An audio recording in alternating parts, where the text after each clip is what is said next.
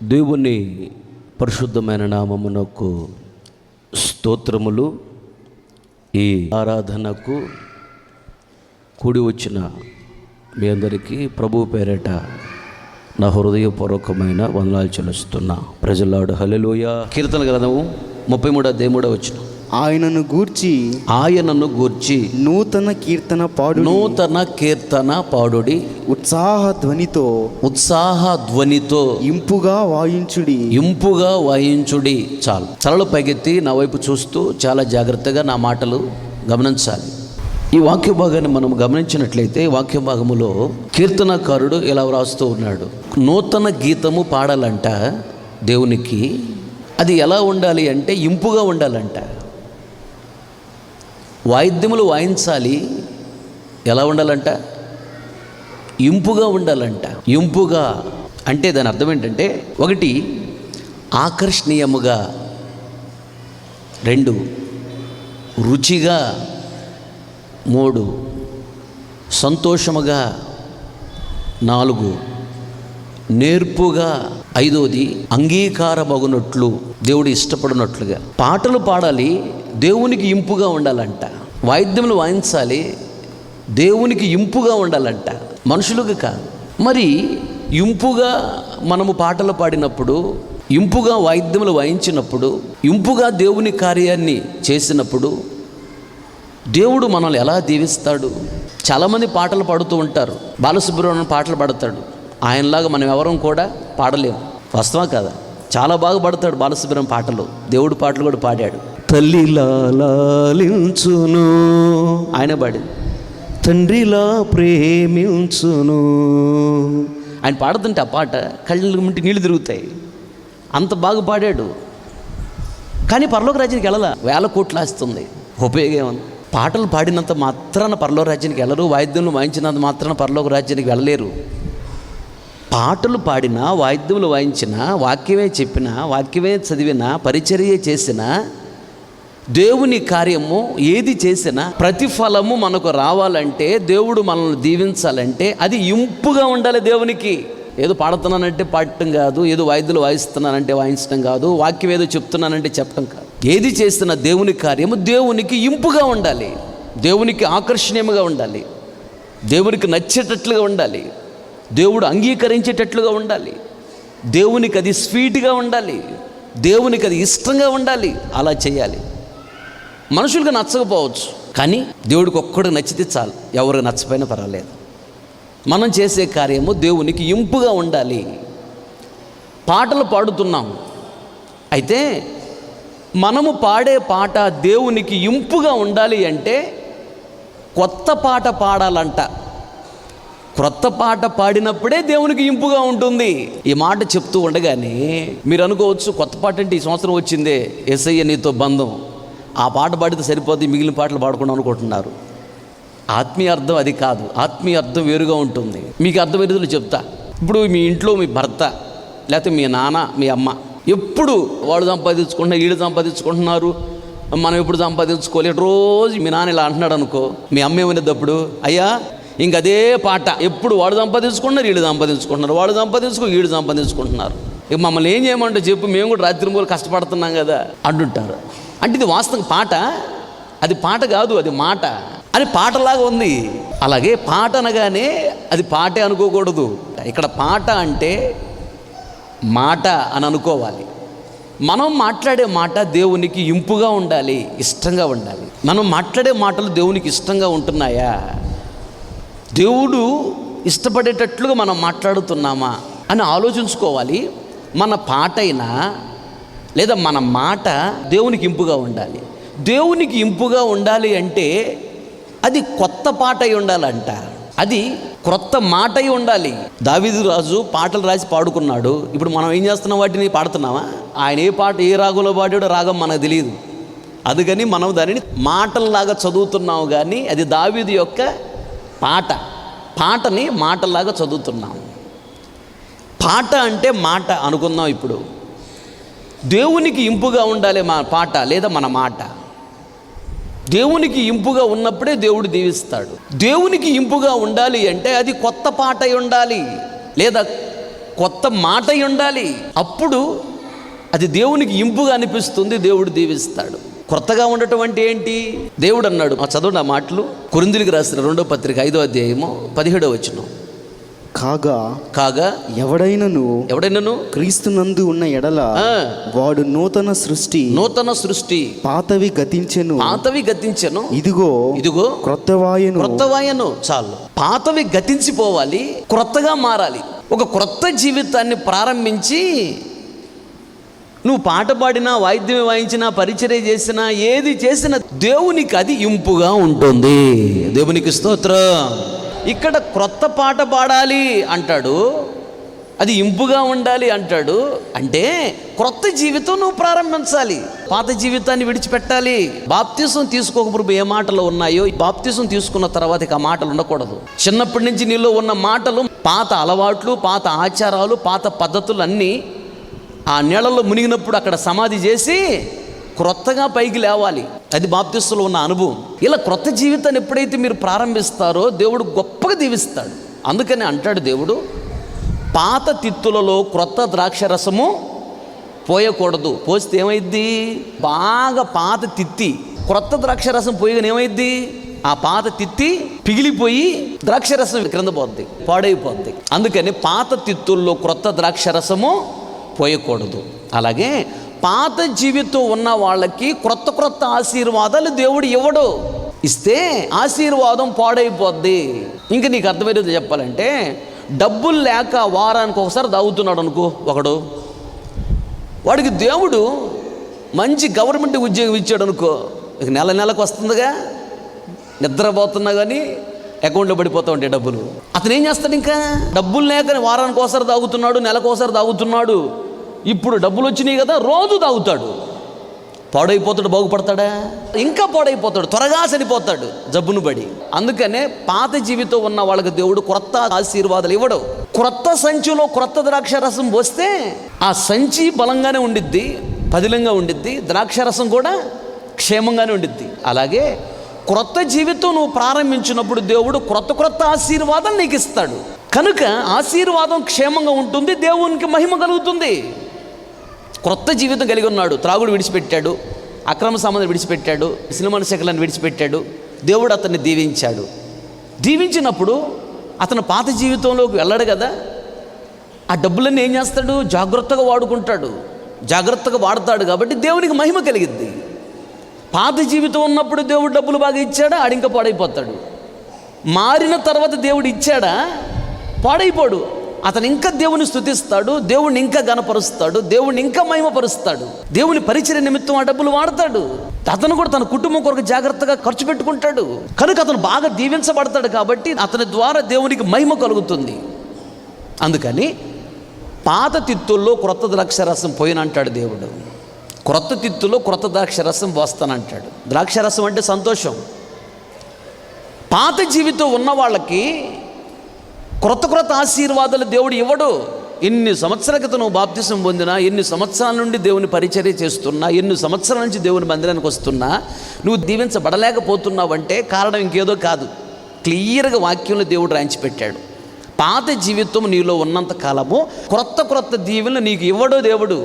అందుకని పాత జీవితాన్ని విడిచిపెట్టి, పాత పాట విడిచిపెట్టి క్రొత్త పాట నువ్వు పాడాలి. గట్టిగా చప్పలు కొడుతూ దేవుని నామాన్ని మహిమపరచు. ఆమేన్, హల్లెలూయా. క్రొత్త పాట ప్రారంభించు, క్రొత్త జీవితాన్ని ప్రారంభించు. క్రొత్త ఆశీర్వాదాలు దేవుడు నీకు అనుగ్రహిస్తాడు. నీ ఆశీర్వాదాన్ని చూసిన వాళ్ళకి వ్యసనం కలుగుతుంది, నీ ఆశీర్వాదం చూసిన వాళ్ళకి ఆశ్చర్యం కలుగుతుంది, నీ ఆశీర్వాదం చూసిన వాళ్ళకి భయం కలుగుతుంది. నీ ఆశీర్వాదం చూసిన వాళ్ళు అనేక మంది నిన్ను చూసి నేర్చుకోవాలని ఇష్టపడతారు, నీతో స్నేహం చేయడానికి ఇష్టపడతారు. కనుక పాత పాట పాడకూడదు. పాత పాట దేవునికి ఇంపుగా ఉండదు. మనం పాడే పాట, మనం మాట్లాడే మాట, మన జీవితము దేవునికి ఇంపుగా ఉండాలి. ఇంపుగా ఉండాలంటే పాత పద్ధతులు మానుకోవాలి. క్రొత్త పాట పాడాలి అంటే క్రొత్త పద్ధతులు నువ్వు ప్రారంభించాలి, క్రొత్త జీవితాన్ని ప్రారంభించాలి. దేవునికి స్తోత్రం.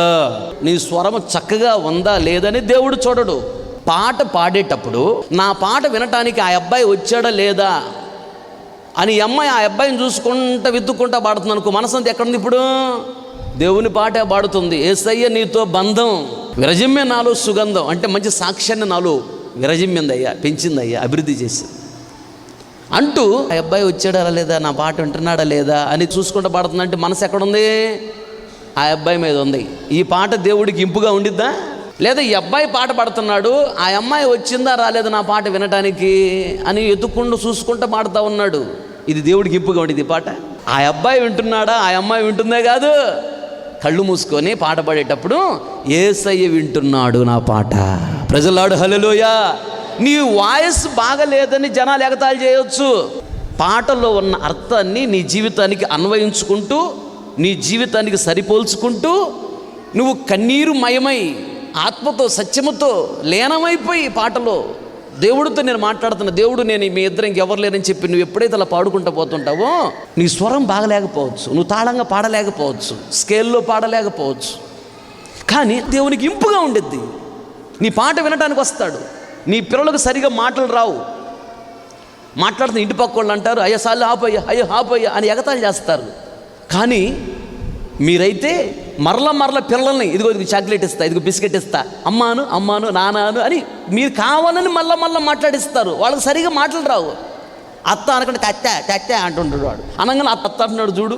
ఇలా మీరు మరల మాట్లాడించి మహా సంతోషిస్తారు. ఫోన్లు చేసి, స్పీకర్ ఆన్ చేసి, రికార్డింగ్ చేసి ఆ మాట వినిపిస్తారు. ఇది చూడు మా వాడు కొత్తగా మాట్లాడుతున్నాడు, ఎలా మాట్లాడుతున్నాడు చూడు మా అమ్మాయి అని మహా ఆనందం మీకు. వచ్చిరని మాటలు మాట్లాడుతుంటే వాళ్ళు కరెక్ట్గా మాట్లాడట్లా, ఇంటి పక్కలు ఎగతాళి చేస్తున్నారు. కానీ మీరు తల్లిదండ్రులుగా మహా సంతోషిస్తారు. నువ్వు వచ్చిరాను పాటలు పాడుతూ అది ఇంపుగా పాడుతూ ఉంటే, ఇంపుగా వాయిద్యాలు వాయిస్తూ ఉంటే దేవుడు కూడా అలాగే సంతోషిస్తాడు. దేవునికి స్తోత్రం, హల్లెలూయా. వాయిద్యములు వాయించేటప్పుడు ఒళ్ళు దగ్గర పెట్టుకొని వాయించాలి. పాట పాడేటప్పుడు ఒళ్ళు దగ్గర పెట్టుకొని పాట పాడాలి. పరిచర్య చేసేటప్పుడు ఏ పని చేస్తున్నా ఒళ్ళు దగ్గర పెట్టుకొని చేయాలి జాగ్రత్తగా. అమ్మో నేను దేవుని పని చేస్తున్నాను. కంటి చూపు విషయంలో జాగ్రత్తగా ఉండాలి, నోటి మాట విషయంలో జాగ్రత్తగా ఉండాలి, ప్రవర్తన విషయంలో జాగ్రత్తగా ఉండాలి, ఆలోచనలో కూడా జాగ్రత్తగా ఉండాలి. ప్రతిదీ దేవుడు గమనిస్తూ ఉంటాడు. దేవుని పని నువ్వు ఏది చేస్తున్నా ప్రార్థనాపూర్వకంగా జాగ్రత్తగా ఎప్పుడైతే నువ్వు చేస్తావో, పరిశుద్ధముగా చేస్తావో, ఆ పరిచర్య దేవునికి ఇంపుగా ఉంటుంది. ఇలా ఎప్పుడైతే దేవునికి ఇంపుగా నీ జీవితాన్ని మార్చుకొని దేవునికి ఇంపుగా నీ పరిచర్య చేస్తూ ఉంటావో, దేవునికి ఇష్టమైన పరిచర్య చేస్తూ ఉంటావో, నా దేవుడు నీ పాట వినటానికి, వాయిద్యములు వాయిస్తుంటే వినటానికి, నీవు పరిచర్య చేస్తుంటే చూడటానికి, నువ్వు బైబిల్ చదువుతుంటే వినటానికి, అలాగే సువార్త చెప్తుంటే వినటానికి, చూడటానికి దేవుడు వస్తాడు. వచ్చి ఆయన సంతోషించి నిన్ను బహుగా దీవిస్తాడు. గట్టిగా చప్పలు కొడుతూ దేవుడు అవును మహిమపరచు. ఆమేన్, హల్లెలూయా. అక్కడే మార్కు సువార్త 2:22 వచనం, ఎవడును పాత తిత్తులలో క్రొత్త ద్రాక్షారసం, అదుగో క్రొత్త ద్రాక్షారసం పోయాడు, పోసిన ఎడల ద్రాక్షారసము ఆ తిత్తులను పిగుల్చును, రసమును తిత్తులను చెడును. అది ద్రాక్షారసం కింద పోయి పాడైపోతుంది, ఆశీర్వాదం కూడా పాడైపోతుంది. అయితే క్రొత్త ద్రాక్షారసం, అదుగో క్రొత్త ద్రాక్షారసం క్రొత్త తిత్తులలో పోయవలెను, మరియు ఆయన విశ్రాంతి దినమున. దేవునికి స్తోత్రం, హల్లెలూయా. కనుక మనము దేవుని కార్యము ఏది చేసినా పాత జీవితాన్ని విడిచిపెట్టి క్రొత్త జీవితాన్ని ప్రారంభించి పరిశుద్ధతను కాపాడుకుంటూ నువ్వు జాగ్రత్తగా దేవుని పరిచర్య చేయాలి. అప్పుడు దేవుడు నిన్ను గొప్పగా దీవిస్తాడు. దేవునికి స్తోత్రం చెప్పాలి అందరు గట్టిగా, హల్లెలూయా. అలాగే ఇంకొక విషయం, 104వ కీర్తన 34వ చరణం, ఆయనను గూర్చిన నా ధ్యానము ఆయనకు ఇంపుగా ఉండును గాక, నేను యెహోవాయందు సంతోషించెదను. చాలు, తలల పైకెత్తి నా వైపు చూస్తూ నా మాటలు గమనించండి. దావీదు అంటాడు, నేను దేవుని గురించి ధ్యానిస్తున్నాను, అది ఆయనకి ఇంపుగా ఉంది, అది నేను సంతోషంగా చేస్తున్నా. మనము ధ్యానించాలి, అది దేవునికి ఇంపుగా ఉండాలి. ధ్యానము అంటే ఇక్కడ ఆలోచన అని రాయబడి ఉన్నది. మనం ఆలోచించాలి, మన ఆలోచన దేవునికి ఇంపుగా ఉండాలి. ఇక్కడ ఇంపుగా అని రాశాడా? ఆంప్లిఫైడ్ ఇంగ్లీష్ బైబుల్ ఏమనుందంటే స్వీట్గా అని రాయబడి ఉంది. స్వీట్ అంటే ఏంటి? తీయదనము. ఫుల్గా షుగర్ ఉంది అయ్యా అన్నగానే వర్గా అని తినేస్తున్నాడు స్వీట్ ఫుల్గా. స్వీట్ని అందరూ ఇష్టపడతారు, ఎవరు కూడా స్వీటుని అసహించుకోరు. అయితే దావీదు ధ్యానం చేస్తుంటే దేవునికి అది స్వీట్గా ఉందంట ధ్యానం. కనుకనే దావీదుని దేవుడు గొప్పగా దీవించాడు. ఎంతగా దీవించాడు చదవండి. 1వ కీర్తన 1వ వచనం నుండి 3వ వచనం వరకు. దుష్టుల ఆలోచన చొప్పున నడవక, పాపుల మార్గమున నిలువక, అపహాసకులు కూర్చుండ చోటన కూర్చుండక, యెహోవా ధర్మశాస్త్రమునందు ఆనందించుచు, అదుగో వాక్యమునందు ఆనందించుచు, దివారాత్రములు దానిని ధ్యానించు, అదుగో వాక్యమును ధ్యానించుచు ఉంటేనంటే ఏం జరిగిందంట, అతడు నీటి కాలువల యోరన నాటబడినదై ఆకువాడక తన కాలమందు ఫలమిచ్చు చెట్టు వలె ఉండును. అతడు చేయునదంతయు సఫలమగును. గట్టిగా చెప్పకూడదు. దేవుని నామమును మహిమపరచండి. ఆమేన్, హల్లెలూయా. నీవు దేవుని గురించి ఇంపుగా ధ్యానించే వ్యక్తివైతే నీవు చేయనదంతయు సఫలం అవుతుంది, కానీ విఫలము కాదు. ఉద్యోగ నిమిత్తం వెళ్ళినా, పంట పొలంలోకి వెళ్ళినా, వ్యాపారంలోకే వెళ్ళినా, వివాహం విషయంలో వెళ్ళినా, ఏ పని మీద వెళ్ళినా కన్నీళ్లతో వెనక్కి తిరిగి రావు, దుఃఖంతో వెనక్కి తిరిగి రావు. ఆ కార్యము సఫలమవుతుంది, విఫలం కాదు. పని జరిగిద్ది అంతే, సంతోషంగా తిరిగి వస్తావు. అంతేకాదు, ఎల్లప్పుడూ నీళ్లు ప్రవహించే కాలువ ఒడ్డున ఒక చెట్టు ఉన్నది. మంచి నీళ్లు ప్రవహించే కాలువ ఒడ్డున ఉన్నది. ఆ చెట్టు ఎల్లప్పుడూ పచ్చగానే ఉంటుంది. ఏ సమయంలో అది ఫలించాలని దేవుడు ఏర్పాటు చేశాడో తగిన సమయంలో అది బాగా ఫలిస్తుంది. నీళ్లు సమృద్ధిగా ఉన్నాయి కాబట్టి సామాన్యంగా పూత రాలదు, పిందెలు రాలవు. చెట్టులోకి ఏర్పడినటువంటి ప్రతి పూత పిందిగా మారుతుంది, ప్రతి పిండి కాయగా మారుతుంది. కాబట్టి అది 100 ఫలిస్తుంది. అనేక మంది వచ్చి నీడను విశ్రమిస్తారు, అనేక మంది ఆకలి తీరుస్తుంది, ఫలాలు ఇస్తుంది అది. అనేక మంది ఆ చెట్టు గురించి గొప్పగా చెప్పుకుంటారు. పలానా కాలువ ఒడ్డున ఒక చెట్టు ఉన్నది, అబ్బా ఆ చెట్టు ఎప్పుడు పచ్చగానే ఉండిద్ది, ఆ చెట్టు ఏమి కాసిద్దండి కాయలు, అబ్బా ఏమి టేస్ట్గా ఉంటాయి కాయలు, ఇంతలో ఉంటాయి కాయలు, దాని గురించి గొప్పగా చెప్పుకుంటున్నారు. ఇన్ని దీవెనలు ఎలా వచ్చినాయి? నీటి కాలువల ఒడ్డు నాటబడిందంట చెట్టు. ఎవరు ఈ వ్యక్తి అంటే, దేవుని గురించి ధ్యానించాలి, అది దేవునికి ఇంపుగా ఉండాలంట. అలాంటి వ్యక్తి ఎల్లప్పుడూ నీళ్లు ప్రవహించే కాలువ ఒడ్డున ఉన్న చెట్టు ఏ విధంగా దీవెనకరంగా ఉంటుందో అలా దీవెనకరంగా ఉంటారంట. చేనుదంతా సఫలం అవుతుందంట, విఫలం కాదంట. ఎవరి జీవితంలో అంటే, దేవుని గురించి నువ్వు ధ్యానించాలి, అది ఇంపుగా ధ్యానించాలి. దేవునికి స్తోత్రం, హల్లెలూయా. దేవుని గురించి నువ్వు ఆలోచించాలి, అది దేవునికి ఇంపుగా ఉండాలి ఆలోచన. అప్పుడు నువ్వు ఇలా దీవించబడతావు, చేయలేదంతా సఫలమవుతుంది. ఆ చెట్టు వల్లే పచ్చగా ఉంటావు, అంటే క్షేమంగా ఉంటావు. ఈ చెట్టు గురించి చెప్తున్నప్పుడు ఏమైనా గుర్తుకొచ్చిందా మీకు? ఏమైనా గుర్తుకొచ్చిన వాళ్ళు చెప్పండి ఎవరన్నా. అమ్మా, ఈ సంవత్సరం వాగ్దానం అదే కదా. ఆ వాగ్దానము ఇప్పుడు వరకు నెరవేర్చబడలేదని బాధపడుతున్నావేమో. ఈ నెలలో ఇప్పటి నుంచేనే దేవుడు వాగ్దానం నెరవేర్చాలని దేవుడు మాట్లాడుతున్నాడు.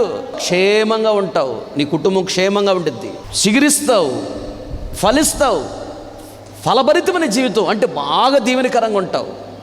చెట్టు నీడనిస్తుంది, అంటే అనేక మందికి నువ్వు ఆశ్రయంగా ఉంటావు, అనేక మందికి నువ్వు సహాయం చేసే స్థితిలో ఉంటావు, పెట్టే స్థితిలో ఉంటావు. ఆ చెట్టు గురించి గొప్పగా చెప్పుకున్నట్లుగా నీ గురించి అనేక మంది గొప్పగా చెప్పుకునేటట్లుగా దేవుడు నిన్ను దీవించాలని ఆశపడుతున్నాడు. అయితే నీవు దేవుని గురించి ధ్యానించాలి, అది దేవునికి ఇంపుగా ఉండాలి.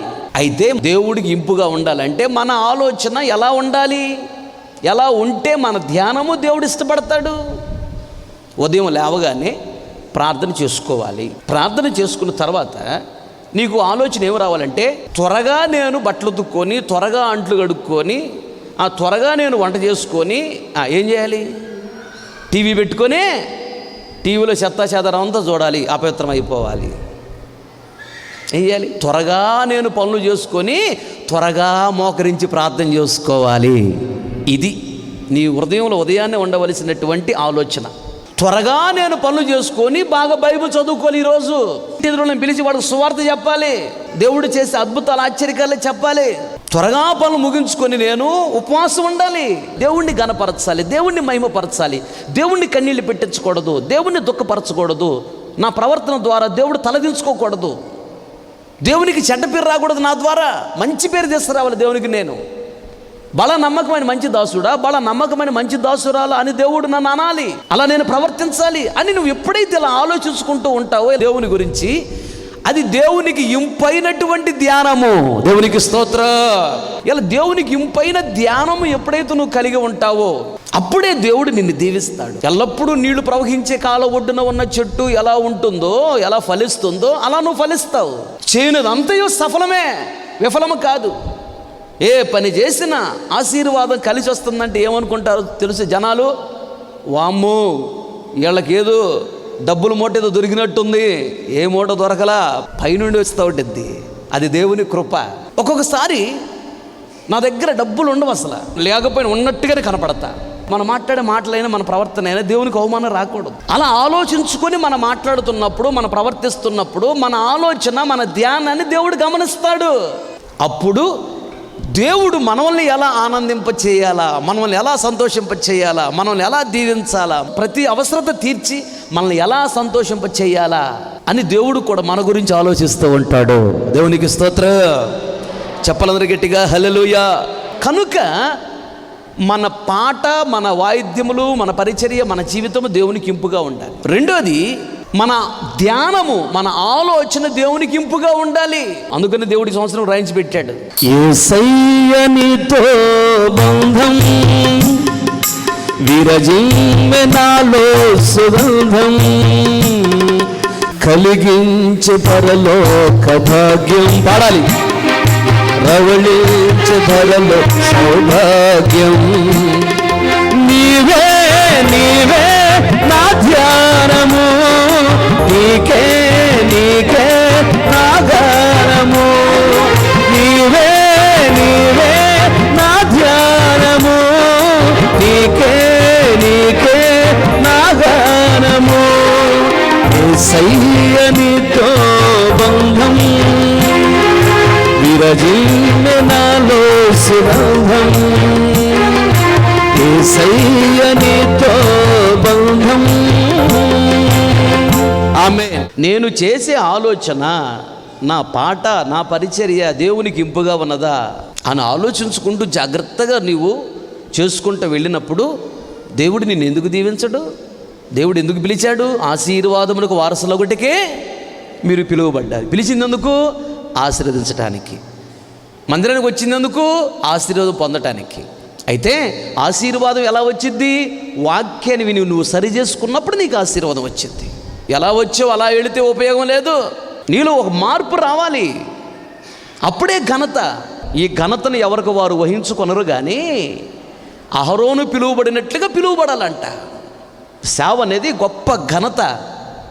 సేవ అనేది దరిద్రం కాదు. విలువ తెలియని వాళ్ళు అనుకుంటారు. సేవ అనేది గొప్ప భాగ్యం. ఒక ఉద్యోగం చేస్తున్నాడు, ఒక్క ఆంధ్ర రాష్ట్రంలో చేస్తున్నాడంటే ఆంధ్ర రాష్ట్రంలో అధికారమే ఉంటుంది ఆయనకి, కొంత పరిధిలోనే. ప్రక్క రాష్ట్రంలో ఉండదు అధికారం. కానీ సృష్టి మొత్తానికి అధికారి యేసయ్య. సేవకుడు అంటే ఆయన సేవకుడు. సృష్టి మొత్తం మీద అధికారం ఉండేది సేవకుడికి. ఉదాహరణకి మనము ఈపూర్లో కోటలు పెట్టాం. రెండో రోజు నేను వాక్యం చెప్తూ ఉంటే ఉరుములు ఉరుగుతున్నాయి, మెరుపులు మెరుస్తున్నాయి, అందరూ పైకి చూస్తున్నారు. మబ్బు ఫుల్గా పట్టింది. నేను అన్నాను, ఆ వర్షం ఇప్పుడు పడదు, కంగారు పడద్దు, మీరేం బాధపడదు, మీటింగ్ అయిపోయేంత వరకు వర్షం పడదు, మీటింగ్ అయిపోయి వెళ్ళేటప్పుడు పడిద్దని చెప్పా. అప్పుడు దాకా పడలా. మీటింగ్ అయిపోయి వెళ్ళిపోతుంటే ఏ ఒక్కరు కూడా తడవకు నీటికి పోలేదంట. అది ఆశీర్వాదం జల్లని చెప్పా. అప్పుడు ఒక సహోదరుడు అంటాడు, ఏమి నోరోరా నోరు, కూటమి జరిగేంత వరకు వాక్యం చెప్పేంత వరకు పడదు, మీరు వెళ్ళేటప్పుడు పడిద్ది చూడన్నాడు. అదే జరుగుతుంది ఇప్పుడు. వాక్యం చెప్పినంత వరకు సుక్క పడలేదురా, ఇప్పుడు చూడు ఫుల్గా తడిసిపోయాం మనం. నేను సాయంత్రం ఒకరోజు టిఫిన్ చేసి బయటకు వచ్చా, అట్లా పైకి పోర్టుకు బల్ల మీదకి వచ్చా, కిందకు చూసా. సాయంత్రం 11 గంటలప్పుడు కిందకు చూడగానే తాసుబాము గ్రౌండ్లో ఉంది. అక్కడ ముందు కరెంట్ వెళ్తున్న బాగా సన్నగా బాగా పొడుగుంది, 6 అడుగులు ఉంది. నేను చూసా, ఒరే పాము చక్కగా పడిగి పాడుతుంది అక్కడ గ్రౌండ్లో బయట. ఒరే పాము పాము పాము నేను అరుస్తూ ఉన్నాను. అది వెంటనే నన్ను చూసింది, సడన్ వెంటనే స్పీడ్గా గోడ పక్కగా వెళ్ళిపోయింది. అప్పుడు వీళ్ళు అన్నారు, అన్న అది రోజు మాకు కనపడుతుందన్న, దాన్ని ఎట్ట చంపాలో అర్థం కావట్లేదన్న, దొరకట్లేదన్న, మంచి వయసులో ఉంది, సన్నగా ఉంది, బాగా స్పీడ్గా ఉంది పాము. యేసు నామములో ఆ పాము చచ్చిపోద్ది, అంతే, కంగారు పడకండి అన్నాను. అని నేను మా పనులు మేము చేసుకుంటున్నా. ఇంకా అది సోమవారం ఆ మాట అన్నానా. బుధవారం నేను మెట్లు దిగి వస్తుంటే వాసన వస్తుంది. ఏంద్రా ఏదో వాసన వస్తుంది, రే ఈ మెట్ల దగ్గర ఏదో ఎలుగు చచ్చిపోయినట్టుంది, లోపల చూడండి రా బాబు అన్నాను. అవన్నీ తీసి లోపలికి వెళ్ళి చూస్తే ఈ పాము సుట్టేసుకొని సుట్ట మీద ఉండి చచ్చిపోయి ఉంది. దేవుని నామానికి మహిమ కలిగేటట్టు చెప్పలు కొట్టాలని ఆలోచన రాలా మీకు? దేవునికి స్తోత్ర, చెప్పలు గట్టిగా హల్లెలూయా. దేవుని నామమునకు మహిమ కలుగునుగాక. ఆమేన్. అదే పాము, దాన్ని కొట్టలేదు, దాన్ని తిట్టలేదు, దాన్ని చంపలేదు, కర్రగొట్టుకుని ఏం చేయాల. అది మంచి వయసులో ఉంది, మళ్ళీ లోపలికి వెళ్ళింది, చుట్టేసుకుని ఉంది, చచ్చిపోయింది. నేను అటు వాకింగ్ చేస్తా ఉంటే నా దగ్గర తీసుకొచ్చారు, అన్నా ఇదిగోన్నా మన కనపడ్డ పావు అని. నేను చూశాను ఆ పావుని. దేవుడు మన మాటను రూఢిపరుస్తాడు. దేవుని యొక్క బిడ్డల మాటను దేవుడు ఆమెన్ అంటాడు. ఇవన్నీ ఎప్పుడు మన జీవితంలో జరుగుతూ ఉంటాయంటే, మనం ఇంపుగా దేవుని గురించి ధ్యానిస్తున్నప్పుడు, ఇంపుగా పాడుతున్నప్పుడు, మన జీవితం దేవునికి ఇంపుగా ఉన్నప్పుడు దేవుడు నీ జీవితంలో అద్భుతాలు చేస్తాడు, ఆశ్చర్యకార్యాలు చేస్తాడు. నీ ద్వారా అనేక మంది జీవితంలో కూడా అద్భుతాలు, ఆశ్చర్యకార్యాలు చేస్తాడు. అలా దేవుడు దీవిస్తాడు. ఆమేన్. చెప్పాలందరూ గట్టిగా హల్లెలూయా. ఇంకొక మాట, మలాకీ గ్రంథం 3:4 అప్పుడు మునుపటి దినములలో ఉండినట్లును, పూర్వపు సంవత్సరములలో ఉండినట్లును, యూదావారును యెరూషలేము నివాసులను చేయు నైవేద్యములు యెహోవాకు ఇంపుగా ఉండును. చాలు. తలల పైకెత్తి నా వైపు చూస్తూ నా మాటలు గమనించండి. యోధావారు, ఇశ్రాయేలు వారు, వీరు దేవునికి నైవేద్యం తీసుకుని వస్తున్నారంట. ఆ నైవేద్యం దేవునికి ఎలా ఉందంట? ఇంపుగా ఉన్నదంట. ఇక్కడ నైవేద్యం అని తెలుగులో రాయబడి ఉంది, ఇంగ్లీష్ బైబిల్లో అయితే ఆఫరింగ్స్ అని రాయబడి ఉంది. ఆఫరింగ్స్ అంటే కానుకలు అని అర్థం. ఇశ్రాయేలు దేవునికి అర్పిస్తున్నటువంటి కానుకలు ఇంపుగా ఉన్నాయంట, ఇష్టంగా ఉన్నాయంట, అంగీకారంగా ఉన్నాయంట. దేవునికి సంతోషంగా ఉందంట. కనుకనే ఇశ్రాయేలులను దేవుడు దీవించాడు. ఎంతగా దీవించాడు?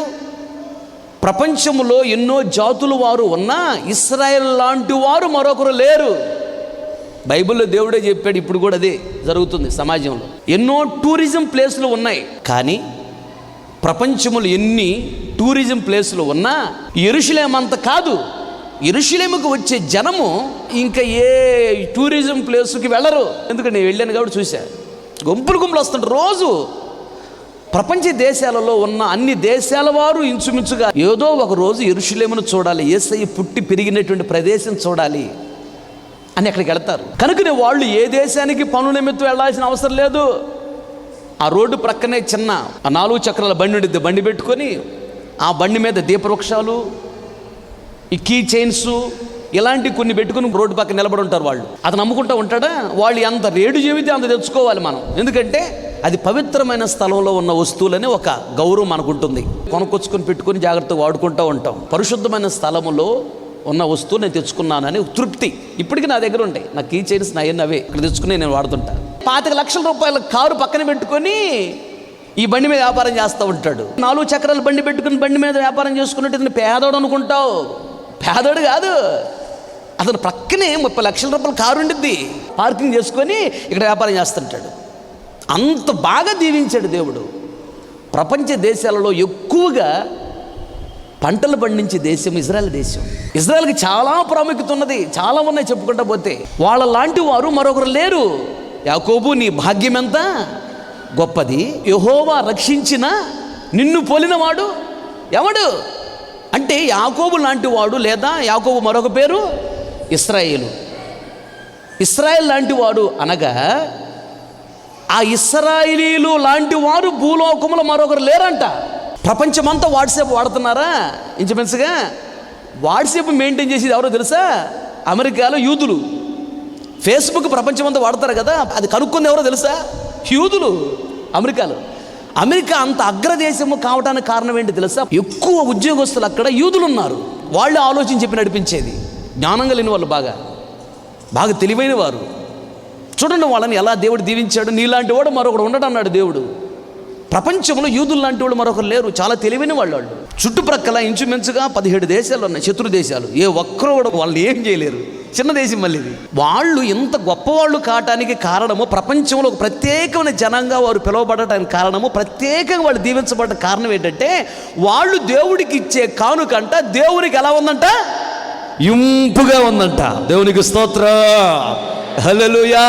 నువ్వు దేవునికి ఇచ్చే దశమ భాగమైనా కానుకైనా, దేవునికి నువ్వు ఇచ్చేది ఏదైనా అది ఇంపుగా ఉంటుందా?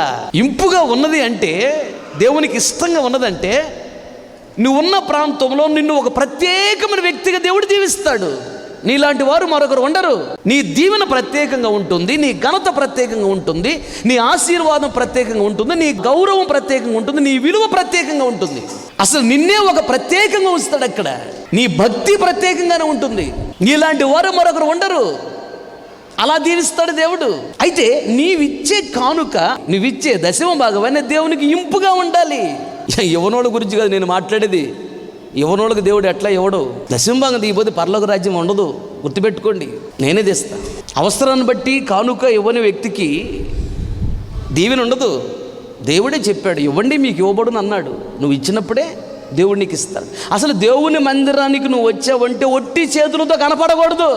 చదువు మాటలు నిర్గమాకాండము 23:15 పులియని రొట్టెల పండుగను ఆచరించవలను నేను నీకు ఆజ్ఞాపించినట్లు అబీబు నెలలో నీవు ఐగుప్తులో నుండి బయలుదేరి వచ్చితివి కనుక ఆ నెలలో నియామక కాలమందు 7 దినములు పులియని రొట్టెలను తినవలను. నా సన్నిధిన ఎవడును అదుగు నా సన్నిధిన ఎవడును వట్టి చేతులతో కనపడకూడదు. చాలు.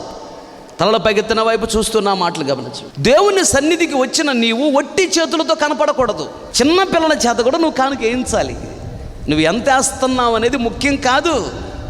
నువ్వు ఎలా వేస్తున్నావు, సంతోషంగా వేస్తున్నావా, సనుక్కోకుండా గొనుక్కోకుండా వేస్తున్నావా అనేది ముఖ్యం. నువ్వు దేవునికి ఇచ్చే కానుకను బట్టి దేవుడు నిన్ను దీవిస్తాడు. నీ దశమ భాగాన్ని బట్టి దేవుడు నిన్ను దీవిస్తాడు. దశమ భాగం ఇస్తే ఎలా దీవిస్తాడంట మాట్లాడండి. ఆకాశ వాకిలు విప్పి నువ్వు పట్టలేవు అంటే మిషన్ కొనుక్కున్న మిషన్తో కూడా లెక్కేలేవు డబ్బులు. చేతులు నొప్పులు వచ్చి మిషన్ కొనుక్కొచ్చుకోవాలి మళ్ళీ, డబ్బులు మిషను. దేవుడు మాట తప్పుతాడా? మాట మార్చుకుంటాడా? దేవుడిని చేతగానోడా ఆశ్రయించలేకపోవడానికి? ఇప్పుడు దశమ భాగం ఇస్తున్నటువంటి బిడ్డలందరూ గుర్తుపెట్టుకోండి, రాబో దినాల్లో నా దేవుడు మిమ్మల్ని గొప్పగా దీవించబోతున్నాడు. ఆమేన్, హల్లెలూయా. దేవుని వాక్యం నిరర్థకము కాదు. నేను దశమ భాగం తెస్తా. నేను ఇంత ఇబ్బందుల్లో ఉన్నా దశమ భాగం డబ్బులు ఉన్నాయి నా దగ్గర, కానీ నేను బయటకు తీయటల్లా. నేను తినకూడదు, నేను ఖర్చు పెట్టకూడదు, పొరపాటును నువ్వు ఖర్చు పెట్టకూడదు. ఒకరోజు యేసన్న గారు ఒక ఇంటికి విజిటింగ్కి వెళ్ళాడు. వాళ్ళకి పిల్లలు ఉన్నారు, పెద్దోళ్ళు అయ్యారు, ఎవరు కాపరాలు వాళ్ళు ఏమీ పట్టించుకోవట్లా. ఈ ముసలాయన ఇద్దరు కలిసి ఒక 5 ఎకరాల మామిడి తోటకి కాపలా ఉంటారు. చాలా జాగ్రత్తగా యథార్థంగా ఉంటారు వీళ్ళు. కాయలు వచ్చినప్పుడు జాగ్రత్తగా అమ్మి ఆ డబ్బులన్నీ జాగ్రత్త పెడతారు. ఆ 5 ఎకరాల మామిడి తోటకి ఓనర్ ఉన్నాడే, అమెరికాలో ఉంటాడు. ఆయన ల్యాండ్ ఫోన్ ఏర్పాటు చేశాడు. ఆయన అప్పుడు ఫోన్లో మాట్లాడుతూ ఉంటాడు, వస్తాడు, వచ్చి డబ్బులు తీసుకెళ్తాడు. వీళ్ళకి ఎంతో ఇచ్చి వెళ్తూ ఉంటాడు, ఎంతో కొంత. మళ్ళీ యేసన్న దగ్గరికి ప్రార్థనకు వస్తారు. ఒకరోజు యేసన్న గారు వాళ్ళ ఇంటికి విజిటింగ్కి వెళ్ళాడంట. వెళితే వాళ్ళు యేసన్న గారికి అన్నం పెట్టారు. అన్నం తిన్న తర్వాత, అమ్మా మీరు అన్నం తిన్నారంటే, అన్నం మేము తినలేదన్నా అన్నారు. అనగానే ఈ అన్నం మీరు తినండి అమ్మా అన్నాడంట. అనగానే ఓ అమ్మ మేము తినకూడదు అన్నారంట. యేసన్న గారికి చెమటలు పెట్టినాయి. ఇది ఎందురా బాబా, నాకు అన్నం పెట్టి ఈ అన్నం మేము తినకూడదు ఓ అమ్మ అంటున్నారు ఏంది? దీంట్లో ఏమన్నా కలిపారా, ఏమన్నా పడిందా, అసలు ఏంది?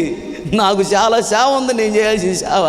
ఏమైందిరా బాబు అని, అయ్యా ఏంది తినకూడదు అంటున్నారు, బల్లి ఏమైనా పడిందా కూరలో, ఏంటి ఏం చెప్పండి అని అంటేను అప్పుడు వాళ్ళు ఉన్నారంట, అన్నా దశమ భాగం మేము బియ్యం తీసామన్నా, దశమ భాగం డబ్బులు తీసామన్నా, మా దగ్గర అయితే డబ్బులు లేవన్నా, ఇబ్బంది పడుతున్నాము, ఆయన వస్తాడు డబ్బులు ఇస్తానన్నాడు, మీరు వచ్చారు కదా మీకు భోజనం పెట్టాలి కదా, మేము తినకూడదు వాటిని, నీకు పెట్టొచ్చుగా, నీ కొరకు తీసినయేగా ఆ బియ్యం, నీ కొరకు తీసిన డబ్బులేగా, దశమ భాగం డబ్బులతో కూర చేసాము, దశమ భాగం బియ్యం నీకు వండి పెట్టాం, మేము తినలా, అది మేము తినకూడదు కదన్నా అంటేను అన్న అక్కడ పటపట కన్నీళ్ళు గార్చాడంట. వామ్మో, ఇలాంటి యథార్థమైన బిడ్డలు ఇచ్చావు ప్రభువా, తినటానికి లేకపోయినా వీళ్ళు దశమ భాగం డబ్బులు కొరనుకోట్లా, దశమ భాగం బియ్యం తీసి వండుకొని తింటల్లా. వామ్మో, ఎంత యథార్థవంతులు బిడ్డలు ఇచ్చావు నాకని కన్నీళ్ళు పెట్టుకుని ఏడ్చి ప్రార్థన చేసి ఇచ్చా అంటే యేసన్న. జరిగిన గొప్ప విషయం ఏంటంటే, వారం రోజుల తర్వాత ఆయన వచ్చాడంట. ఆయన వచ్చిన తర్వాత వీళ్ళతో మాట్లాడి వీళ్ళని రిజిస్టర్ ఆఫీస్కి తీసుకెళ్ళి వీళ్ళిద్దరికి 5 ఎకరాల మామిడి తోట రాయించాడంట. కొట్టిగడి చప్పట్లా, ప్రైజ్ ది లార్డ్, హల్లెలూయా. చూసావా వాళ్ళు ఎంత యథార్థవంతులో. దశమ భాగం డబ్బులు మహా ఉంటే ఎంత ఉంటాయి అక్కడ? పేదోళ్ళు కదా, ఎంత తీసి ఉంటారు ఆ రోజుల్లో? మహా అయితే 2 రూపాయలు 3 రూపాయలు ఉంటాయి ఆ రోజుల్లో, 30 సంవత్సరాల క్రితం. ఈ రోజు 20,000 30,000 అనుకుందాం. 5 రూపాయలు దశమ భాగం డబ్బులు దాచి పెడితే 5 ఎకరాల పొలం రాసిచ్చాడంట దేవుడు. నేను రాలేకపోతున్నాను, మీరు చాలా యథార్థంగా చేశారు, దేవుడు నాతో మాట్లాడి మీకు రాసిమని చెప్పి మీకు రాసిస్తున్నాను. ఈ మామిడి తోట మీద 5 ఎకరాల మామిడి తోట వాళ్ళకి రాసిచ్చి కాగితాలు రిజిస్ట్రేషన్ చేసి కాగితాలు వాళ్ళకి ఇచ్చి జాగ్రత్త చేసుకోండి అని చెప్పి అమెరికా వెళ్ళిపోయాడంట ఆయన. కలలో దేవుడు నాతో మాట్లాడాడు. 5 రూపాయల దగ్గర ఆలోచించారంటే అమ్మో ఇది దేవునిదని. వాళ్ళకి ఇచ్చిందంతా 5 ఎకరాల మామిడి తోట. 5 రూపాయలు ఎక్కడ, 5 ఎకరాల మామిడి తోట ఎక్కడ? మీకు ఈ రహస్యాలు తెలియదు. సైతాన్ గారు మీరు బాగుపట్ట ఇష్టం లేక మిమ్మల్ని దరిద్రులకు ఉంచి నరకానికి తీసుకెళ్ళాలని దశమ భాగం తీయనేడు. సైతాన్ గారు మాట అంటారు కానీ దేవుడు మాట అంటారు. మీరు దేవుని సన్నిధికి వచ్చిన నీవు రూపాయి అయినా 10 రూపాయి అయినా ఎంతైనా కానుక వేసి వెళ్ళాలి. ఒట్టి చేతులతో దేవుని మందిరంలో నువ్వు కనపడకూడదు. అసలు ఎప్పుడు నువ్వు మందిరానికి వచ్చినా ఒట్టి చేతులతో రాకూడదు. నీ స్తోమత కొలది కూరగాయలు తీసుకొస్తావా, ఏదైనా తీసుకొస్తావా, మధ్యలో ఎప్పుడు నువ్వు మందిరానికి వచ్చినా ఒట్టి చేతులతో మందిరంలోకి రాకూడదు. అది నువ్వు దీవించబడాలంటే నీ స్తోమత కొలది 1/2 కేజీ కూరగాయలు తీసుకొస్తావా, లేదా ఒక పాల ప్యాకెటే తీసుకొస్తావా, లేదా రూపాయి కానికేసిపోతావా. వచ్చి ఒట్టి చేతులతో మందిరంలో అడుగు పెట్టకూడదు. నువ్వు దేవుని సన్నిధిలో ఒట్టి చేతులతో కనపడకూడదు. దేవుని సన్నిధి ఇది. ఇశ్రాయేలులు ప్రపంచంలో గొప్పవాళ్ళు. ఎందుకంత గొప్పవాళ్ళు అయ్యారంటే వాళ్ళ కానుక దేవునికి ఇంపుగా ఉందంట. మరి నీ కానుక దేవునికి ఇంపుగా ఉందా? కానుక వేసేటప్పుడు నీ మనసు ఎలా ఉండాలంటే సనుక్కోకూడదు, గొనుక్కోకూడదు. మీ పిల్లలు బాగా దీవించబడాలి, గొప్పవాళ్ళు కావాలంటే నీవు చేసే భక్తిని బట్టి నీ పిల్లలను దీవిస్తాడు. ఈరోజు నీవు దశంభాగం విషయంలో నువ్వు తిన్నావు అంటే దొంగతనం చేసినట్టు. నీ పిల్లలకు భవిష్యత్తు ఉండదు, గుర్తుపెట్టుకో. దావీదును బట్టి దావీదు పిల్లలను దేవుడు ఇప్పటికీ దీవిస్తున్నాడు. దావీదు చనిపోయి 5,000 సంవత్సరాలు. ఇప్పటికీ దావీదు పిల్లలు దీవించబడటానికి కారణం ఏంటి తెలుసా? దావీదు చేసిన భక్తిని బట్టి. నువ్వు చేసే భక్తిని బట్టి నీ భక్తి దేవునికి ఇంపుగా ఉంటే నిన్ను బట్టి నీ పిల్లలను, వారి పిల్లలను, నీ వంశాన్ని దేవుడు గొప్పగా దీవిస్తాడు. మాట తప్పడు. నువ్వు బాగానే ఉన్నావు. నెక్స్ట్ నీ పిల్లల పరిస్థితి ఏంటి? నీ పిల్లల గురించి ఆలోచించు. నువ్వు ఎంత సంపాదించి ఇచ్చినా పిల్లలు నిలబెట్టుకోలేరు. నువ్వు బాగా భక్తి చేస్తూ వాక్యానుసారంగా జీవిస్తూ జాగ్రత్తగా చేస్తే నీ పిల్లలకు దేవుడు ఇస్తాడు. దేవుడు ఇస్తే చాలా గొప్పగా ఉండేది. నువ్వు ఇచ్చే ఎంత? నువ్వు ఇచ్చేది నిలబడకపోవచ్చు, దేవుడు ఇచ్చేది నిలబడిద్ది. దేవుడు నీ పిల్లలకి ఇచ్చి నీ పిల్లలను గొప్పవారిని చేయాలంటే నీ కానుక దేవునికి ఇంపుగా ఉండాలి. ఇచ్చేటప్పుడు నువ్వు సనుక్కోకూడదు, గొనుక్కోకూడదు. చదవన్న మాటలు మీకు చూపిస్తాను. కొరింథీయులకు రాసిన 2వ పత్రిక 9వ అధ్యాయము 7వ వచనం చూడు. సనుగు కొనకయు బలవంతముగా కాకయు ప్రతివాడును తన హృదయములో నిశ్చయించుకున్న ప్రకారము ఇయ్యవలెను. దేవుడు ఉత్సాహంగా ఇచ్చువానిని ప్రేమించును. ఇవ్వమని చెప్పాడా లేదా? ఎలా ఇవ్వాలంట? సనుక్కోకూడదు. నువ్వు దేవునికి ఇచ్చేటప్పుడు గొనుక్కోకూడదు. దేవునికి ఇచ్చేటప్పుడు ఉత్సాహంగా ఇవ్వాలంట, సంతోషంగా ఇవ్వాలంట. అది దేవునికి ఇంపైన కానుక. నీ కానుక దేవునికి ఇంపుగా ఉండాలి. దేవుడు నిన్ను గొప్పగా దీవించాలి అంటే సనుక్కోకూడదు, గొనుక్కోకూడదు. అంతేకాదు విశ్వాసముతో ఇవ్వాలి. దేవుడికి నేను ఇస్తున్నాను, దేవుడు మరలా నాకు ఇస్తాడు. మనం ఇచ్చేది 1, దేవుడు మనకిచ్చేది 1000. నువ్వు ఇచ్చేది 1 రూపాయి అయితే దేవుడు నీకు ఇచ్చేది 1000 రూపాయలు. నీకు విశ్వాసం ఉండాలి. నేను ఇప్పుడు దేవుని మందిరంలో దేవునికి 100 రూపాయలు కానికేస్తాను, దేవుడు నాకు 1000 రెట్లు ఇస్తాడు. ఆ విశ్వాసం నీ గుండెల్లో ఉండాలి. నీ కానుక దేవునికి ఇంపుగా ఉండాలి.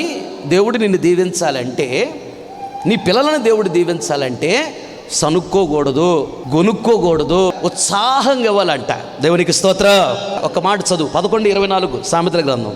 వెదజల్లి అభివృద్ధి పొందిన వారు కలరు.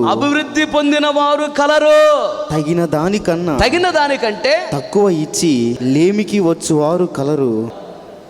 వెదజల్లి అభివృద్ధి చెందిన వారు కలరు. దేవునికంట ఇచ్చేటప్పుడంట పిసినారితనం. ఎవరిచ్చారు నీకు దేవుడికి ఇచ్చింది ఉద్యోగం?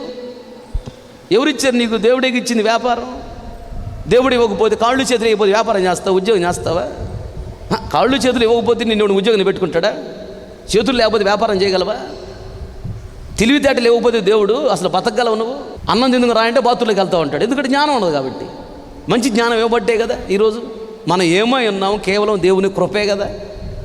దేవునికి ఇవ్వటం నీకు ఎందుకు మనసు రాదు? పిసినారితనం. ఈ పిసినారులు అంట లేమిలోకి వెళ్ళిపోతారంట. అంటే తినటానికి కూడా ఏమి లేదు, ఉండటానికి ఏమి లేదు, కట్టుకోవటానికి ఏమి లేదు. అది మనకు అవసరమా చెప్పు? దేవుని వాక్యం నిరర్ధకమైపోద్దా?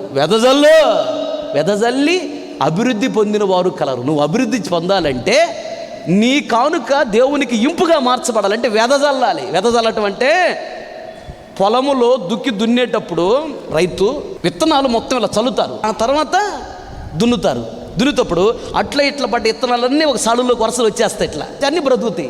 ఇలా చల్లేటప్పుడు విత్తనాలు, అమ్మో ఇన్ని చల్లుతున్నాను నాయనో, ఇవన్నీ వేస్ట్ అయిపోతాయేమో అని అనుకుంటే అతను చల్లలేడు. అతని యొక్క గుండెల్లో ఉన్న విశ్వాసము, నమ్మకం ఏంటంటే, నేను చల్లుతున్న ప్రతి విత్తనము బ్రతికిద్ది, ఇది 100 ఫలించిద్ది. ఇప్పుడు నేను 1 బస్తా చల్లుతున్నాను, దీనిలో నుండి 40 బస్తాలు నేను తీసుకుంటా. ప్రైజ్ ది లార్డ్, హల్లెలూయా. విశ్వాసం ఉంది కాబట్టి విత్తనాలు చల్లాడు. విశ్వాసం లేకపోతే విత్తనాలు చల్లడు. ఈ బస్తా విత్తనాలు చల్లితే పాడైపోతాయి, ఇవి తింటే నాకు నెల రోజులకు వస్తాయి కదా నాకు నా పిల్లలకి అనుకుంటే విత్తనాలు చల్లడు.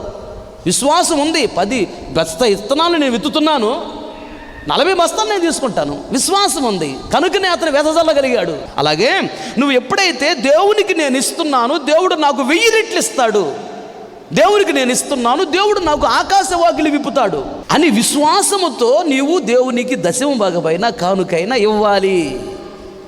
అది దేవుడు చెప్పాడు, పరిచర్య నిమిత్తం, పరిచర్య అభివృద్ధి చెందటం కొరకు. అప్పుడు నీకు 1000 రెట్లుగా ఇస్తాడు, ఆకాశవాకిలి విప్పుతాడు. ఒకరోజు నీకు దరిద్రత ఉండదు, ఒకరోజు నీకు కరువు ఉండదు, ఒకరోజు నీకు అప్పులు ఉండవు, ఒకరోజు రోగాలు ఉండవు, ఒకరోజు నా దేవుడు గొప్పగా నిన్ను దీవిస్తాడు. మాట తప్పడు. నీ కానుక దేవునికి ఇంపుగా ఉండాలి, సనుక్కోకూడదు, గొనుక్కోకూడదు. ఉత్సాహంగా ఇవ్వాలి, సంతోషంగా ఇవ్వాలి, ఆసక్తితో ఇవ్వాలి, విశ్వాసంతో ఇవ్వాలి. నేను ఇస్తున్నా, దేవుడు నాకు ఇస్తాడు, నాకు 1000 రెట్లు ఇస్తాడు, సమృద్ధికి ఇస్తాడు, నన్ను గొప్ప చేస్తాడు దేవుడు. ఆ వాక్యాన్ని నువ్వు నమ్మితే నువ్వు దశమ ఇవ్వకుండా దాచిపెట్టుకోలేవు, కానుక ఇవ్వకుండా ఆగలేవు. ఈ వాక్యాన్ని నమ్మినప్పుడే నువ్వు దీవించబడతావు. వాక్యాన్ని నమ్మకుండా, దైవజనుల మాటను వినకుండా నువ్వు ఎన్ని రోజులు చర్చికి వచ్చిపోయినా ఉపయోగం ఉండదు. రేపు పరలోక రాజ్యంలో కూడా ప్రవేశించలేవు. జాగ్రత్త. ఎంత సంపాదించిన ఉపయోగం ఉంది? పరలోక రాజ్యానికి వెళ్ళాలి కదా మనం. ఇవన్నీ తీసుకుని పోగా డబ్బులు ముఖ్యం కాదు. నేను దశమ భాగం తీస్తున్నా, నీకు ఇప్పుడు డబ్బులు బాగా అవసరం కదా, 10,000 రూపాయలు దశమ భాగం తీయాలంటావా అన్నాడు సాతాను. నా దగ్గరికి వచ్చి నన్నే వస్తాడు సాతాను గాడు ఆలోచన. అప్పుడు వెంటనే ఎవరి సాతానుగా, దేవుడికి అసాధ్యం ఏముంది, 1 కోటి రూపాయలు ఇవ్వగలడు. డబ్బులు ముఖ్యం కదా, డబ్బులు పరలోక రాజ్యం తీసుకెళ్ళవరా సైతానా? దేవుని ఆజ్ఞ దేవుని రాజ్యాన్ని తీసుకుని వెళుతుంది. దేవుని ఆజ్ఞ ముఖ్యం. దేవుడు ఆజ్ఞ ఇచ్చాడు దశమ భాగం తీయని, నేను దశమ భాగం తీస్తున్నా. ఇది ఆజ్ఞ. దేవుని ఆజ్ఞ పాటిస్తే నేను దీవించబడతా, దేవుని ఆజ్ఞ పాటిస్తే పరలోక రాజ్యంలో ఉంటా. దేవుని ఆజ్ఞ నాకు ముఖ్యం, అంతేగాని డబ్బు ముఖ్యం కాదు. డబ్బు పరలోక రాజ్యం తీసుకెళ్ళదు, డబ్బు కాపాడలేదు. నోరు మూసుకు పోదరగా వేస్తున్నాను గద్దించి 10,000 రూపాయలు పక్కన పెట్టేసింది దశమ భాగం. ఇలాంటి ఎన్నో. నేను ఇక్కడే కాదు, ఎక్కడ ఉన్న దీవెనకరంగా ఉంటా. కారణం ఏంటి తెలుసా? ఇదిగో ఇలాంటివన్నీ ప్రపంచ దేశాలలో గొప్ప దైవజనులు యేసన్న గారు ఒకడు. ఆయన దగ్గర నేను శిష్యరంగం చేసి నేర్చుకున్నా. యేసన్న నాకు నేర్పించాడు. ఆయన ప్రపంచంలో గొప్పగా దీవించబడ్డాడు. ఆరంభ సేవలో తినటానికి లేక రోడ్డు మీద నడిచి వెళుతూ ఉంటే చింతచెట్టు కనపడింది, బాగా షుగర్ ఉంది. పరగడుపున చింతగిరి పోసుకొని తిని ఆ పక్కనే బోరు ఒకటి ఉంటే బోరుని దగ్గర కొట్టుకొని మంచిలు తాగాడంట. పరగడుపున ఎండలో నడిచి వెళ్తున్నాడు, రిక్షా ఎక్కడం డబ్బులు లేక సమస్యలు రోడ్డు పక్కన పడిపోయాడు. ఎవరో చూశారు, ముఖం మీద నీళ్ళు జల్లి తీసుకెళ్ళి హాస్పిటల్లో జాయిన్ చేశారు. ఏం లేదు, సమస్యలు పడిపోయాడు. అన్నం పెడితే చాలంటే అన్నం తీసుకొచ్చి పెట్టారు. ఎవరో లేచాడు. ఆయన చనిపోయేటప్పుడు యేసన్న గారి ఆ కాస్త ఎంత తెలుసా? 1000 కోట్లు. తినటానికి లేక చింతగిరి కోసుకొని తిని నీళ్లు తాగి రోడ్డు మీద నడిచిపోతే పడిపోయినాడు ఆయన. కంట్రోల్ బియ్యం వస్తాయి కదా, ఆ బియ్యం అంట వండుకొని కూర లేకపోతే ఆ కొట్టుకెళ్ళి నిమ్మకాయ చట్నీ అంట పావలా ఇస్తే 2 నిమ్మ బద్దలు ఉంటాయి. నిమ్మకాయ చట్నీ తీసుకొచ్చుకొని దాంట్లో వేసుకొని నీళ్లు పోసుకొని ఉప్పేసుకొని ఆ అన్నం తింటా. కంట్రోల్ బియ్యం, ఆ పురుగులు వస్తే పక్కనట్టు అనుకుంటా పురుగులు తీసుకుంటా. ఆ నిమ్మకాయ చెట్టు నంచుకుంటే తినేవాడంట. ఆరంభం సేవ దశమ భాగంలో నమ్మకంగా ఉండేవాడంట. సేవకులు మీటింగ్లు వేస్తాను కదా చెప్పిన మాటలు ఇవి. విజయవాడలో ఉంటాడు పాస్టర్ గారు. జాగ్రత్తగా ఇది తీసుకుని వెళ్ళి పాస్టర్ గారికి ఇచ్చేవాడంట. ఈయన కూరకు డబ్బులు లేకపోయినా, తినడానికి లేకపోయినా ఆ డబ్బులు తినేవాడు కాదు. ఎందుకు వేస్తున్న సేవ ఆంధ్ర రాష్ట్రంలో అంత వెలుగుతుంది. ఇప్పుడు ఏ మూలకెళ్ళినా వస్తున్నా యథార్థంగా చేశాడు సేవ. కనుకనే ఆంధ్ర రాష్ట్రం అంతా విస్తరించింది సేవ. అంత గొప్పోడయ్యాడు. రక్తం కక్కుంటే ఎక్కడో కుక్కలకు వేసినటువంటి అన్నం తీసుకొని తిన్నవాడు. అలాంటి వాడు ఈరోజు చూడు ఎంత గొప్పడయ్యాడు. ప్రపంచం అంతా చెప్పుకుంటున్నారు యేసన్న గురించి. ఏ మూలకి వెళ్ళినా ఆయన పాటలు వినపడతావంటే, ఆయన పాట పాడడానికి స్టూడియోకి వెళ్తానంట, నీ వాయిస్ సరి సెట్టి కాదండి అన్నారంట. అయ్యా వాయిస్ బాగా లేకపోయినా పర్లేదులే, కానీ మేము ఏదైనా చిన్న కూటమి పెట్టుకున్నప్పుడు కొద్దిగా 4 మాటలు వాళ్ళకి చెప్పడానికి జనాలు రావాలి కదా, జనాలు రావాలంటే 2 పాటలు పెట్టాలే, అందుకోసం చేయండి అన్నాడంట. చేశారా? యేసన్న ఏమన్నా తెలుసా? ఈరోజు ఏ మూలకెళ్ళి నా పాటలే కదరా అంటున్నాడు. యేసన్న గారికి కొంతకాలం దాకా మాటలు రాలా, నత్తి చనిపోయే ముందు కూడా మాటలు స్పష్టం కొన్ని మాటలు రావు. అలాంటి చూడు ప్రపంచంలో దేవుడు చక్కని వయసునిచ్చి ఎలా వాడుకున్నాడు. ఎంత గొప్పవాడు కాటానికి కారణం ఏంటంటే ఈ కానుక విషయంలో, దశంభాగం విషయంలో యథార్థంగా ఉంటాడు ఆయన. మాకు అదే నేర్పించాడు. అందుకని దీవెనకరంగా ఉన్నా. మీరు ఎందుకు అనవసరంగా శపించబడుతున్నారు, శాపం తెచ్చి పెట్టుకుంటున్నారు, నరకాన్ని సిద్ధపడుతున్నారు? నాకు చాలా బాధగా ఉంది ఈ విషయంలో. డబ్బు ముఖ్యమా? డబ్బు దేవుడు ఇవ్వలేడా? చేతగానోడు దేవుడు, మన దేవుడు రోషం గలవాడు. నువ్వు యథార్థంగా బ్రతుకు. ఎందుకు దీవించాడు దేవుడు? ఒకరోజు దేవుడు నిన్ను జ్ఞాపకం చేసుకుని నిన్ను పైకి లేపుతాడు. నిన్ను మించిన గొప్పవాడు నువ్వు ఉన్న ప్రాంతంలో మరొకడు ఉండడు. ఆమెన్, హల్లెలూయా. నీ కానుక దేవునికి ఇంపుగా ఉన్నదా? మోకరించు, ప్రార్థన చేసుకుందాం. మహోన్నతుడా, నిత్య నివాసి, నీకు స్తోత్రం. నువ్వెంతైనా నమ్మదగిన దేవుడవు తండ్రి. ఈ మధ్యాహ్న కాల సమయంలో ఆత్మస్వరూపిగా మా మధ్యకి దిగివచ్చి మీ దాసుడిగా నన్ను మరుగుపరచి సంఘముతో తేటగా సూటిగా మీరు మాట్లాడినందుకు స్తోత్రం, స్తోత్రం, స్తోత్రం. దేవా, ఇంపుగా ఉండాలని మీరు మాట్లాడారయ్యా, స్తోత్రం. మేము ఏది చేసినా అది నీ దృష్టికి ఇంపుగా ఉండాలని, అప్పుడే మేము దీవించబడతామని, అప్పుడే మేము గణపరచబడతామని, అప్పుడే మేము ఆశీర్వదించబడతామని, నీకు ఇంపుగా ఉండేటట్లుగా మేము కార్యాలు చేయాలని మాతో తేటగా సూటిగా ఆదరిస్తూ, ఓదారుస్తూ, బలపరుస్తూ, తృప్తిపరుస్తూ, సేదతీరుస్తూ, హెచ్చరిస్తూ మీరు మాట్లాడినందుకు స్తోత్రము, స్తోత్రము దేవా, నీకు స్తోత్రం. నూతన గీతము పాడాలి, ఇంపుగా ఉండాలి మీకు. అది క్రొత్త పాట అయి ఉండాలి. అనగా పాత అలవాట్లు, ఆచారాలు, పద్ధతులు విడిచిపెట్టి క్రొత్త జీవితం, నీకు ఇష్టమైన జీవితాన్ని ప్రారంభించి పాట పాడాలని, వాయిద్యాలు వాయించాలని, పరిచర్య చేయాలని, అప్పుడే గొప్పగా మేము దీవించబడతామని. పాత తిత్తుల్లో క్రొత్త ద్రాక్షరసం పోయకూడదు. పాత జీవితం ఉన్న వాళ్ళకి క్రొత్త ఆశీర్వాదాలు ఇవ్వబడవు. పాత జీవితాన్ని విడిచిపెట్టి క్రొత్త జీవితాన్ని ప్రారంభించి, దేవా, నీకు ఇంపైనటువంటి పరిచర్య చేసి క్రొత్త జీవితం ప్రారంభించి నీకు ఇంపైన జీవితం ఎవరైతే చేస్తారో వాళ్ళు క్రొత్త ఆశీర్వాదముల చేత నింపబడతారని, వాళ్ళు ద్రాక్షరసమైన సంతోషాన్ని అనుభవిస్తారని మీరు మాట్లాడినందుకు స్తోత్రము, స్తోత్రము దేవా, స్తోత్రం. రెండోదిగా దావీదు ధ్యానము. దేవా, నీకు ఇంపుగా ఉన్నది కనుకనే నీటి కాలువల ఒడ్డున నాటబడిన చెట్టు వలె పచ్చగా ఉన్నాడు, ఫలించాడు, అతను చేయడంతో సఫలమైంది అని దావీదు జీవితాన్ని మా ముందు నుంచి మీరు మాట్లాడారు. దేవా, మా ఆలోచన నీకు ఇంపుగా ఉండాలని, నీకు ఇష్టంగా ఉండాలి. అలా మార్చమని అడుగుతున్నానయ్యా. నీటి కాలంలో ఎవరు నాటబడినటువంటి చెట్టు ఏ విధంగా ఫలిస్తుందో, చేయనిదంతో సఫలమవుతుందో ఆ వ్యక్తి జీవితంలో అని మీరు చెప్పినట్లుగా ప్రభా, నీటి కాలువ ఒడ్డు నాటబడిన చెట్టు వలె ఫలించడానికి కృప చూపించండి. ఈ బిడ్డలో చేయనిదంతో సఫలము కావాలి, విఫలము కాకూడదు యేసునామములో. అలా ఈ బిడ్డల ఆలోచనలను, మా ఆలోచనలను దేవా నీకు ఇంపుగా, స్వీట్గా మార్చమని అడుగుతున్నానయ్యా, స్తోత్రం. మూడోదిగా ఇస్తున్నటువంటి కానుక ఇంపుగా ఉండాలి అని. మందిరంలోకి వచ్చిన వారు కానుక వేయకుండా వెళ్ళకూడదని, కానుక సమర్పించుకోవాలని. ఆ కానుక దేవా నీకు ఇంపుగా ఉండాలని, ఇంపుగా ఉన్నప్పుడే గొప్పగా మేము దీవించబడతామని. ఇశ్రాయేలు జీవితాన్ని మా ముందు నుంచి మాట్లాడినందుకు స్తోత్రం. ఇశ్రాయేలు ఇస్తున్నటువంటి కానుక నీకు ఇంపుగా ఉన్నది కాబట్టి ప్రపంచ దేశాలలో వారిని గొప్పగా మీరు ఉంచారు. అలాగే మేము ఉన్న ప్రాంతాలు మేము గొప్పగా దీవించబడాలి, మీ రాజ్యంలో ఉండాలి అంటే మా కానుక ఇంపుగా ఉండాలని, వాక్యం వినగానే స్పందించాలని, సనుక్కోకూడదని, గొనుక్కోకూడదని, ఎవరో బలవంతం చేయటం వల్ల ఇవ్వటం కాదని, విశ్వాసముతో ఇవ్వాలని, సంతోషముగా ఇవ్వాలని, ఉత్సాహంగా ఇవ్వాలని, అలాంటి వారినే ప్రేమిస్తానని మీరు మాట్లాడినందుకు స్తోత్రమయ్యా. అలాంటి వాళ్ళే దీవించబడతారని, వెదజల్లాలి, ధారాళంగా సమృద్ధిగా మందిరానికి ఇవ్వటం నేర్చుకోవాలని, ఏది విత్తుకుంటారో అది కోసుకుంటారని. ఎలా దేవా నీ మందిరానికి ఇస్తారు, అలాగే వాళ్ళు 1000 రెట్లుగా దీవించబడతారని, దినదినం అభివృద్ధి చెందుతారు, ఇవ్వకపోతే ఇంకా దరిద్రతో వెళ్ళిపోతారని హెచ్చరిస్తూ మీరు మాట్లాడారయ్యా, నీకు స్తోత్రం. విత్తబడి వాక్యం వృధా కాకూడదు. విన్న ప్రతి కుండల వాక్యాన్ని స్థిరపరచండి, వాక్యానుసారమైన జీవిత బిడ్డలకు అనుగ్రహించండి, పశ్చాత్తాప కన్నీటాత్మని కుమ్మరించండి, మనోనేత్రాలు వెలిగించండి, భయము భక్తి చేత నింపండి, కృతజ్ఞత చేత నింపండి, ఆశీర్వదించండి, సకాల క్షేమ గమ్యము చేరటను కృప చూపించండి. నీ ఘనమైన నామాన్ని మై తెచ్చుకోమని యేసు నామములు అడిగి వేడుకొనుచున్నాము తండ్రి, ఆమేన్. తండ్రి అయిన దేవుని ప్రేమ, కుమారుడైన యేసుక్రీస్తు వారి కృప, పరిశుద్ధాత్మని అన్యోన్య సహవాసము, సన్నిధి సముఖం చేరిన మనకును, ప్రపంచంలోని సకల కోటి పరిశుద్ధులందరికను, మరి ముఖ్యంగా వాక్యాన్ని విని తీర్మానం చేసుకున్న ప్రతి ఒక్కరిని దృష్టి ఉంచి ఆశీర్వదించి అంతవరకు దేవుడు నడిపించునుగాక, ఆమేన్. ఇందుడితో ఆదివారం ఆరాధన ముగించబడినది. ఓపికతో వాక్యం మీ అందరికీ ప్రభు పేరట నా హృదయపూర్వకమైన వందనాలు చెల్లిస్తున్నాను.